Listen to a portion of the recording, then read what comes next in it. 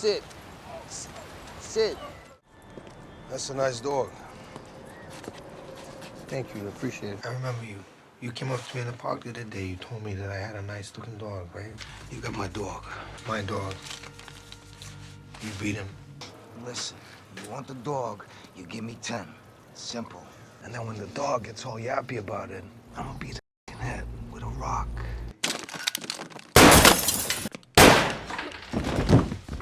You just shot him. He was gonna hurt our dog.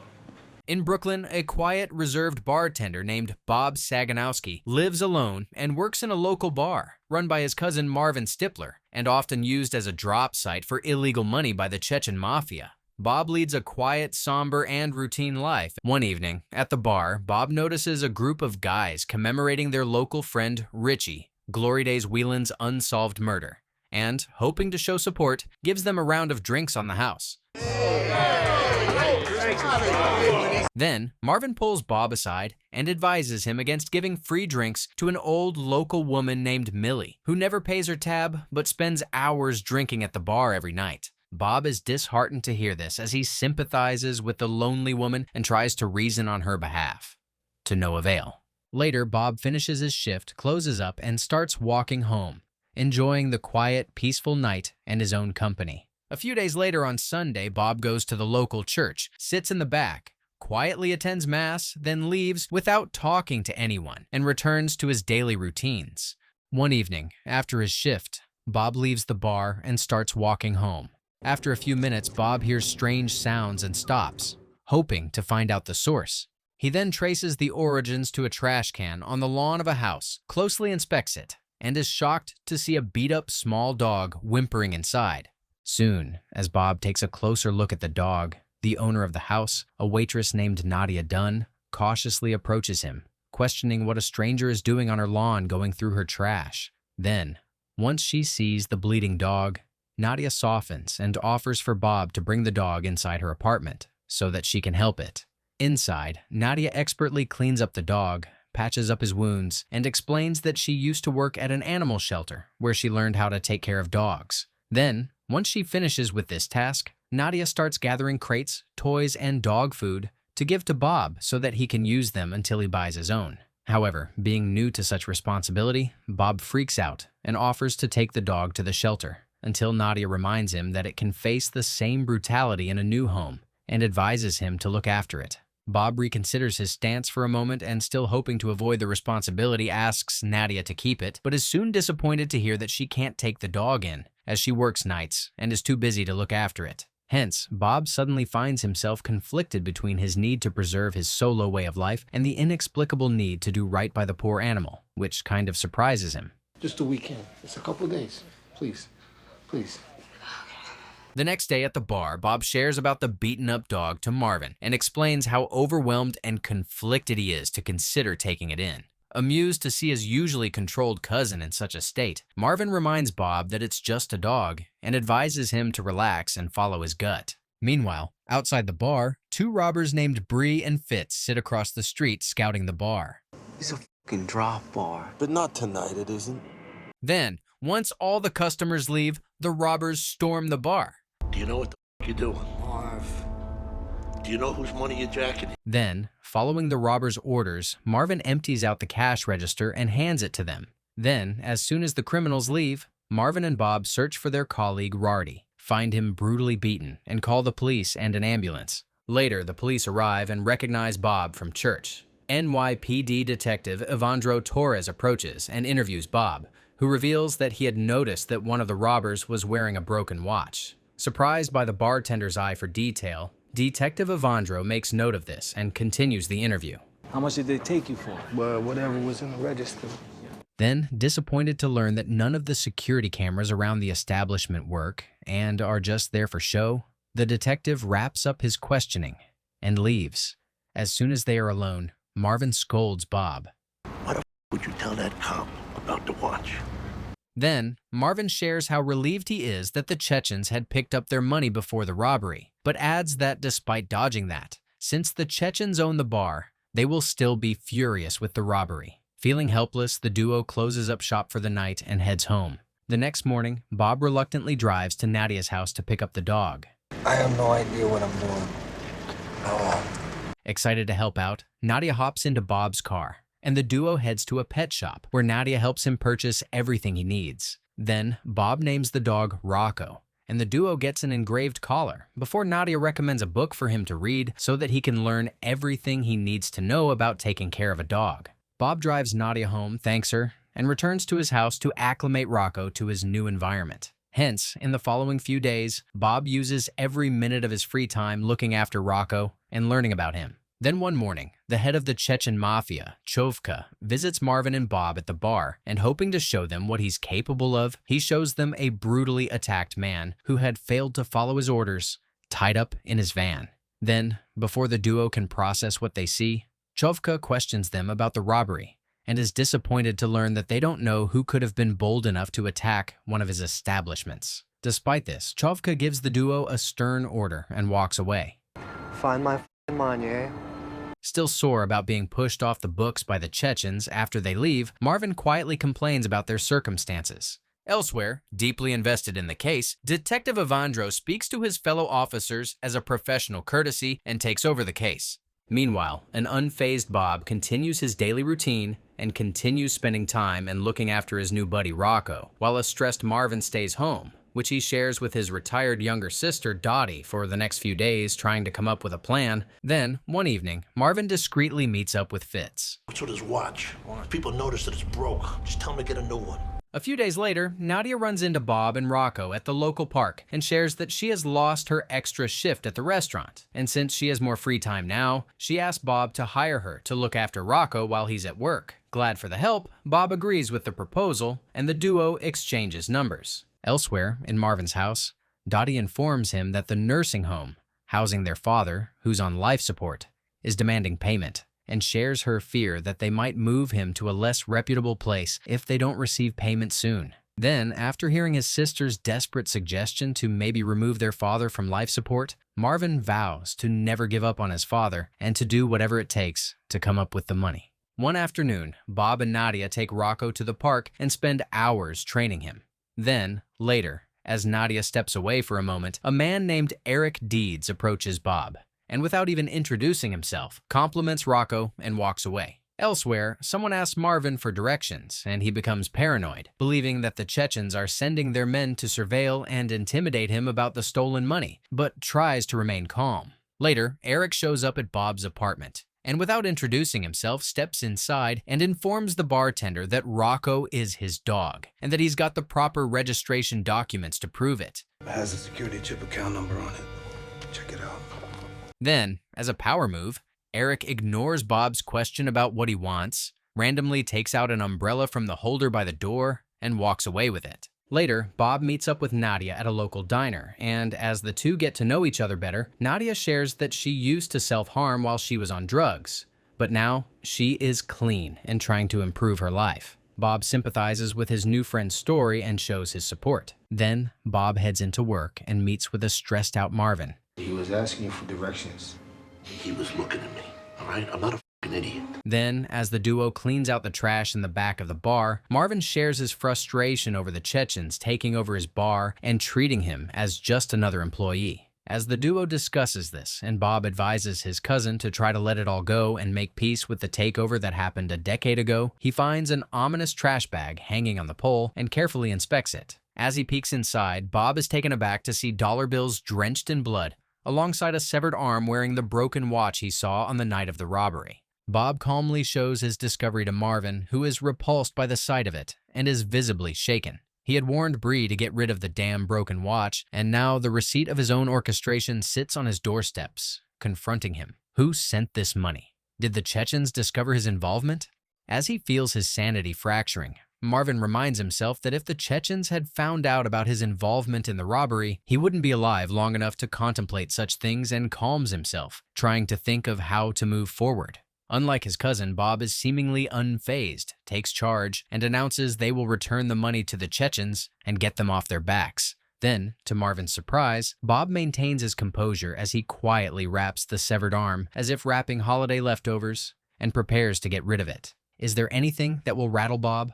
Moments later, this discreet, ominous moment is interrupted by Eric, who shows up at the bar and orders a drink. Surprised by the arrival after closing hours, Marvin politely declines Eric's request and escorts him out. You gotta go. Hey, Bob. Then, Marvin returns and scolds Bob for not making sure the bar was locked down while handling such a discreet and criminal task, and freaks out thinking about what would have happened if Eric had seen what they were up to. Still unfazed by the close call and more annoyed by Eric's words, Bob assures his cousin that their secret is safe and continues with his task. Marvin soon learns that Eric is the one demanding to have Rocco back. That's Eric Deeds? Yeah, that's Eric Deeds. And, certain that Bob doesn't know much about him, reveals what he knows of Eric and advises him to be careful. Bob takes the information in quietly, as if he doubts the rumors about the murder are true, but thinks to himself, it's better to stay away from a guy voluntarily taking credit for a decade-long murder, and concedes he might be unstable after all. Then, without missing a beat, Bob packs up the severed hand and goes out to a nearby lake to dispose of it. Meanwhile, an overwhelmed Marvin stays back, and while struggling to keep his sanity, carefully washes the dollar bills of the blood and prepares them. Meanwhile, at the bridge, a composed Bob throws the severed hand into the lake, and as he takes some time to play with Rocco, Detective Evandro pays him a visit and asks him about glory days and shares Eric's possible connection to the disappearance. It's a really good-looking dog. Then, Bob drives home and finds Nadia waiting at his doorstep, planning to take Rocco for his afternoon walk. Then, after apologizing for the wait, Bob asks her if she knows Eric. Despite Nadia claiming she only knows of the man through acquaintances, she gets visibly upset and defensive at the mention of his name, accuses Bob of trying to control her, and storms off in anger, leaving Bob confused. Perplexed by the events of the last few hours, Bob gets inside his house and, hoping to forget it all, spends time with Rocco, who seems to have become his best companion.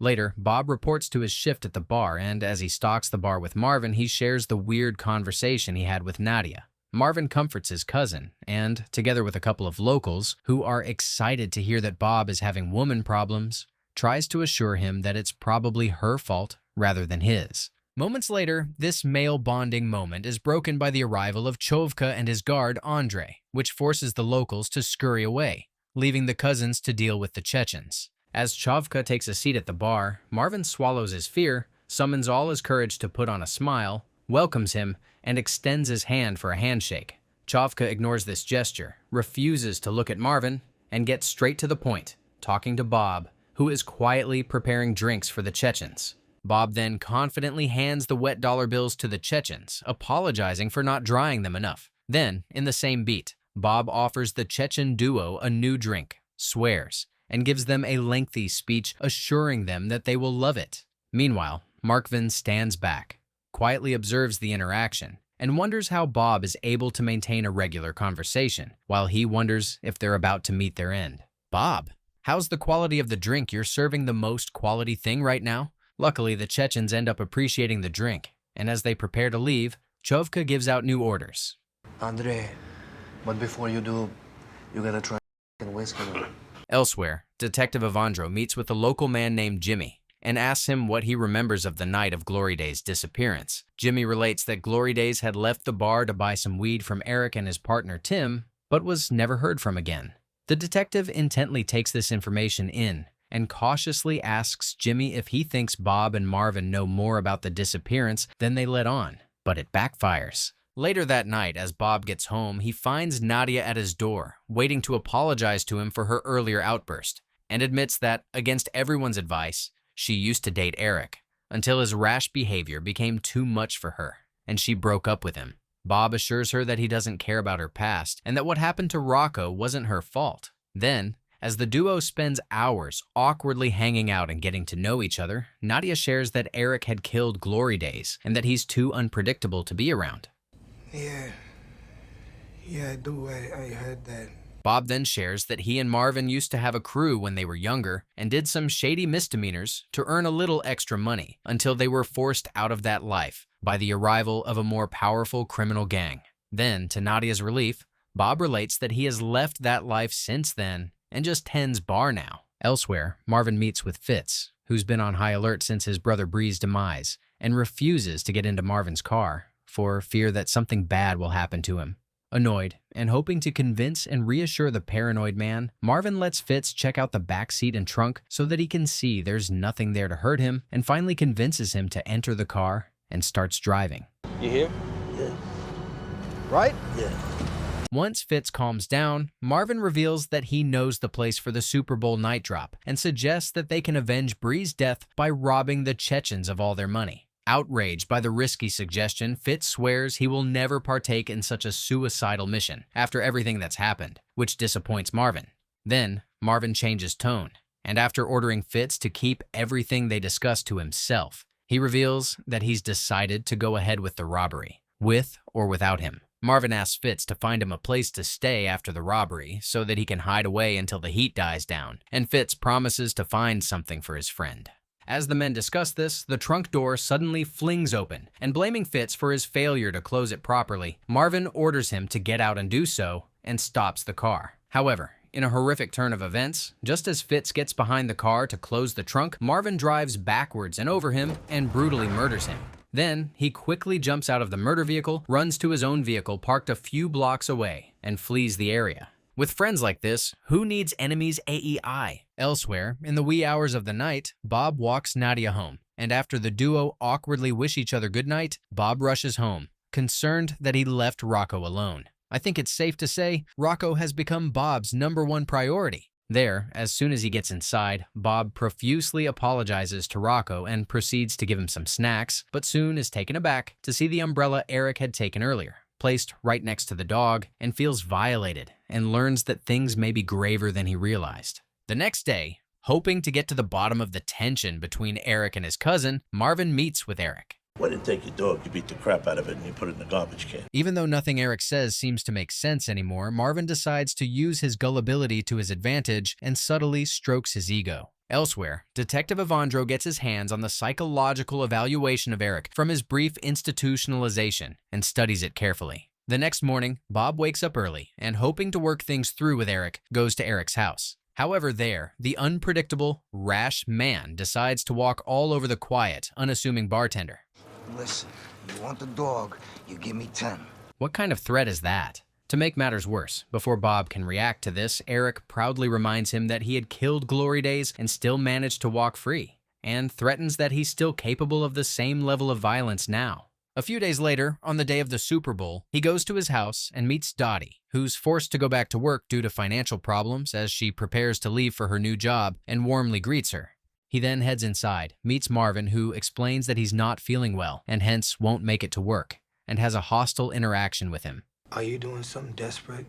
Are you doing something that maybe we can't clean up this time? Has Bob figured out that Marvin is behind the robbery? After Bob leaves, Marvin remains in his chair, seething in anger at the disrespect. How dare Bob undermine the fact that he was a proud owner of a bar in a neighborhood that feared and admired him, and is forced to calm himself down not to do something he will later regret. Meanwhile, Bob returns home, hangs out with Rocco for a bit, and prepares to leave for the bar. Expecting an intense and difficult night ahead, Bob packs his gun and a wad of cash and sets out on his way with Rookie. Elsewhere, Eric breaks into Nadia's house, and after he makes sure she's not home, he practices his speech so that he can convince his ex-girlfriend to go along with his plans. Then, as the hours pass, he fixes himself a snack, makes himself at home, and waits patiently. You have to sit down and listen to me, all right? But I want you to go. At the bar, Bob quietly stalks the bar and prepares for the busiest night of the year. As the day progresses, the bar starts to fill with eager customers, preparing to enjoy the game while having drinks, and soon Bob and Rudy become occupied fulfilling the pilling orders. As ordered, Bob also discreetly collects cash-filled envelope drops from numerous men. Each time he gets a second of respite and deposits it in the safe, for the Chechens to collect later. Meanwhile, Marvin remains seated on his couch, ready to enjoy the game from the comfort of his home, but with a mysterious uneasiness, as if he's waiting for something to happen. Later, at the bar, Bob is disheartened to see Nadia walk in, alongside Eric, and wonders if she's there voluntarily, or if the madman is forcing her. However, despite being highly suspicious of the situation, Bob chooses to remain out of it and stays behind the bar, observing intently from afar. Then, Eric boldly approaches the bar to order a drink and has a private conversation with Bob. You give me that piece of paper and then you can get the money, okay? Yeah, what paper? The duo's conversation is then interrupted by Marvin, who calls Eric with a warning. It's so simple. You show up at the designated time, you do the thing, and then you leave. Then, Marvin, who's now out of his chair and seemingly preparing to leave his house, warns Eric to stay patient and schedules to meet Eric after midnight and hangs up the phone.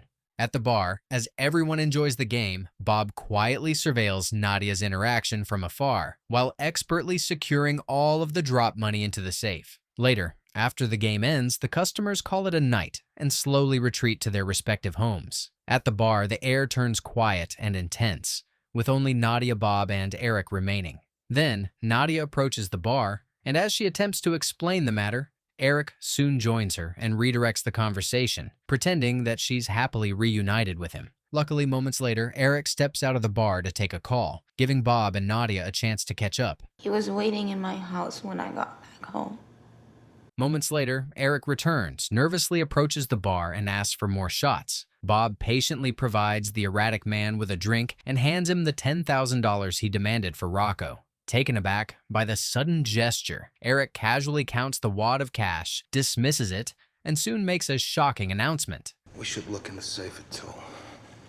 Unfazed by what he hears, Bob sternly refuses to let Eric get his hands on the Chechen's money and tells him off. Then, acting more fidgety with each passing second, Eric asks where Marvin is and reasons that he needs to know his whereabouts, so that he can prepare for when he arrives, so that he won't surprise and interrupt his operations, which he only has seconds to complete. Surprisingly calm, Bob then starts to narrate about his cousin's past and relates that about a decade ago, Marvin used to be a loan shark and had loaned a local kid thousands of dollars, which the kid had no way to pay back. Then, feeling desperate, the kid heads to Atlantic City to try his luck and ends up winning a $22,000 jackpot. Feeling mighty relieved, the kid returns home and pays back every cent of his debt to Marvin, who sees a crooked business opportunity to take all of the kid's winnings and pay back his own overwhelming loan he took from the Chechens. Then, Marvin desperately looked for a way to keep the fact that the kid had paid back his debt a secret and leaned on his cousin for help. This revelation from the quiet, almost invisible bartender leaves both Nadia and Eric flabbergasted and white as a ghost. However, before they can collect themselves, the truth only gets worse. Eric barely swallows his shock and tries to challenge Bob and take credit for Glory Day's murder, but before he can even finish his sentence, to Nadia's utter horror, Bob shoots and kills him. You hurt harmless dogs that can't even defend themselves. I'm tired of you, man. Then, as Bob continues to justify his action, a terrified Nadia agrees with everything he says and cautiously asks to go home. Bob gives Nadia permission to leave and promises her that no one will ever hurt her again. I won't talk, Bob. I know you won't. The extent of Bob's denial. Outside, Marvin, who monitors the bar from a distance, anticipating hearing from his partner Eric, sees Nadia running out of the bar, and his heart drops to his stomach, knowing that all of his plans had failed miserably. Then, he musters his courage and calls his cousin, who picks up on the first ring. However, knowing each other's darkest secrets and understanding the implications of the ordeal that just transpired, both Marvin and Bob lose their words and spend a few seconds seemingly communicating through their sheer silence. Then, as it suddenly dawns on Marvin that all his plans had fallen apart, he hangs up the call with sheer dread of the implications. Then, Marvin remains seated in his car, paralyzed with fear and panic, as he realizes that he is now officially a dead man walking. Later, while Bob tends to Rocco as if nothing had happened, the Chechens arrive to collect their drop, find Eric's body sprawled in the bar, and ask Bob what happened. Hoping to leave Nadia out of it, Bob narrates that Eric had come to the bar alone, had gotten drunk watching the game, and tried to give him trouble. Without further questioning, Chovka orders his men to dispose of Eric, whom he believes deserved his fate, while he takes time out to privately speak to Bob. Then, Chovka subtly reveals that he had discovered that Eric was working for Marvin, just like the previous robbers, and shares his utter disgust at Marvin's betrayal to rob him blind. Then, Chovka subtly reveals that he had found Marvin parked nearby and killed him on his way to the bar. Unable to interpret the stoic expression of Bob, Chovka vows his support to the man whose cousin he has just murdered and assures him that he's not alone. He then shares that he wants Bob to manage the bar and even offers to name the establishment after him. Take down his name, put up yours. Bob's Bar. Taken aback by the unexpected news, Bob stoically takes it all in before heading home. Bob returns home that night, then he calmly feeds Rocco, his non-judgmental friend, and retires to bed. A few days later, Detective Evandro visits Bob at the bar, and despite not believing a word of the carjacking story on the official report of Marvin's death, shares his sincerest condolences with Bob and remarks how ironic it was that Marvin was executed a few miles away from the bar, in the neighborhood he was once feared and respected in. Then, the detective calmly mentions the disappearance of Eric, who was last seen in the bar, just like Glory Days had been, and reveals that after some investigation, he had learned that Eric had been hospitalized in a psychiatric facility the night of Glory Days' disappearance and hence had no opportunity to kill him, and adds that he only took credit to boost his malicious street reputation. Bob listens to all of this revelation without even flinching and nonchalantly agrees to the possibility of the detective's theory. The detective then gives Bob a knowing smile and walks off without looking back. A few days later, Bob takes Rocco and goes to see Nadia at her house. There, Bob promises to leave if Nadia asks him to and asks to take her on a walk. Nadia takes a moment to consider the offer, agrees, and runs back inside to grab her jacket, which delights Bob to no end.